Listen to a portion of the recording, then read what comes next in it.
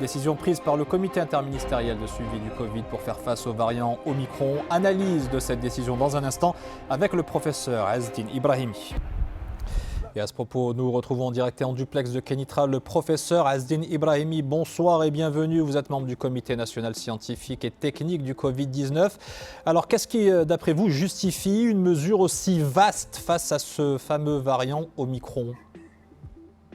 Il ne faut pas avoir peur du terme Wadi, c'est radical en fin de compte d'arrêter tout mouvement à l'international. Mais je pense qu'il faut vraiment expliquer ça tout simplement parce que la gestion de la crise se fait sur la base du pire scénario.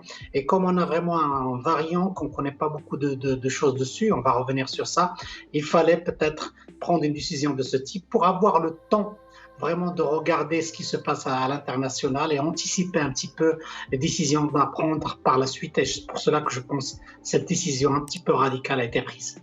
Alors le variant Omicron a déjà été détecté dans plusieurs pays européens. Quelle est la possibilité ou la probabilité même pour qu'il débarque au Maroc ? Tout le monde sait qu'en fin de compte que le virus est vraiment très démocratique, il ne reconnaît pas les barrières ni les frontières. Et je pense que s'il est apparu en fin de compte en Europe, certainement il est tout près de nous et je pense qu'il n'y a aucune raison dans le monde. Le Maroc ne fait pas une exception. Le virus, s'il débarque en Europe, il sera au Maroc. Je ne sais pas dans combien de temps, mais il sera au Maroc certainement. Et donc ça, c'est quelque chose d'essentiel, surtout si on sait que ce virus-là, il est en train de circuler très très rapidement. Et c'est quelque chose qu'il faudra prendre en considération. C'est pour cela que je pense que la précaution qui a été prise était de mise. Et si par malheur on retrouve finalement ce virus, cette souche sur le territoire national, quelles peuvent être les mesures envisagées à ce moment-là ? En fin de compte, c'est ça ce qui est bien, c'est en fin de compte, on ne va pas revenir à janvier 2020.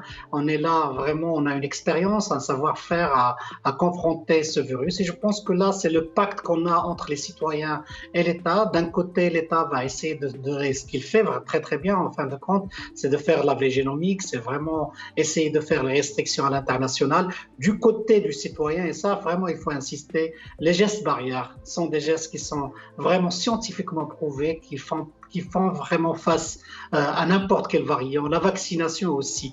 Je pense aussi, les gens ne se rendent pas compte, mais il y a plein d'études qui sont en cours qui démontrent en fin de compte que la troisième dose explose l'immunité et c'est quelque chose peut-être qui sera très très bien face à n'importe quel variant.